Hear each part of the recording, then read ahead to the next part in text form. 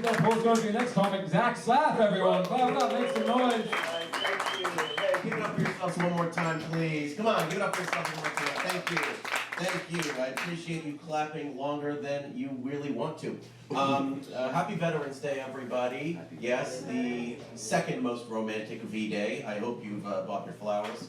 I wanted to honor the troops today, so I went to therapy. And it really put things in perspective. You know, some people have PTSD, some people are paraplegic, and then there's me, just like, my friends were mean to me. No, my parents decided to put their dog on antidepressants. Yes, and this is a good thing, I think, because the dog could really use it, but it does beg the question, why not me? Did I not exhibit enough signs for you growing up? How about now? Do I exhibit enough signs for you now? Well, I didn't get many belly rubs or treats either, so you know what? It just goes to show who's obviously the favorite.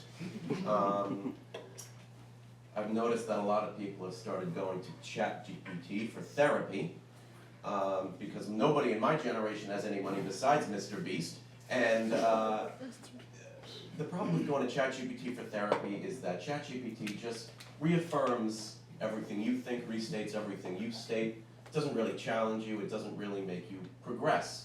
And I'm just like, damn ChatGPT, that's not your job, that's ketamine's job, am I right? And I actually lost a friend to ketamine addiction last year. You know. He's not dead, he's in Portland, but that's like basically the same thing, right? And you know, this guy was so deep in the cake, he started saying things to me like, I can read minds, and I can predict the future. Yeah, he really said these things. The only thing he couldn't predict is that I'd stop talking to him. And yeah, now he's in Portland, haven't been in contact with him, have no idea what he's doing. Probably ketamine, probably a lot of ketamine. I'm not really much of a betting man, but if I had to bet.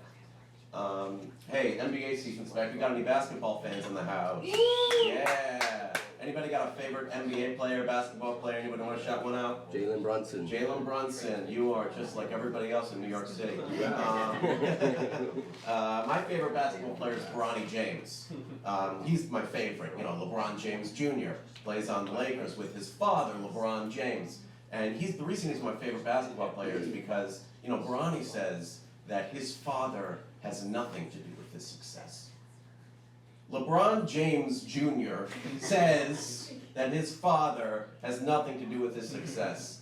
And to that I just say, look kid, even Jesus was pretty much just like, yeah, it's my dad. So you know what? You could really level up for a second, buddy.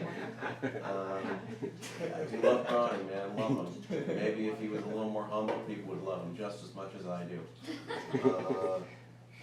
Getting a little sick and tired of all these purity bros. Do we know the purity bros? You know, no sex, no drugs, no alcohol, no masturbation. Listen, I've been 10 years old once. I wasn't looking to bring that shit back around.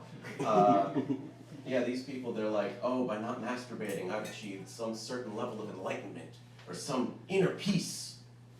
I didn't realize there was such a thing as no nut clarity. That one's new to me.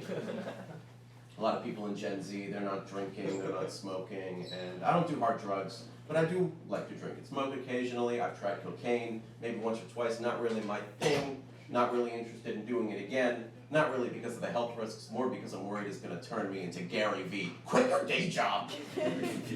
What are you doing with your life? That is the only impression I will be doing. You can rest easy. Some comics like talking about conspiracy theories. It's not really my thing personally, but I was talking to some comics recently and somebody brought up the moon landing.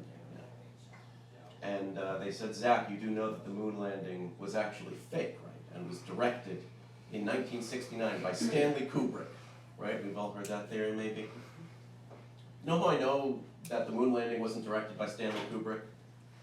Because I can actually follow what the fuck is going on in the moon landing. Come on, narratively, it's pretty simple. You go to the moon, you get some rocks, you go home, whole thing's done in what, 90 minutes? It's more like a Pixar movie. That's not too complicated. It's a little too simple for old Stan. And now people are saying, oh, Superman was too political. Oh, well, you know what, where were you when Lilo and Stitch, when Stitch got abducted by ICE and sent to prison in El Salvador, okay? Come on, he was just writing an op-ed. No, don't say free Palestine, Stitch, don't do it! All right, I've been Zach, thank you so much, have a great night.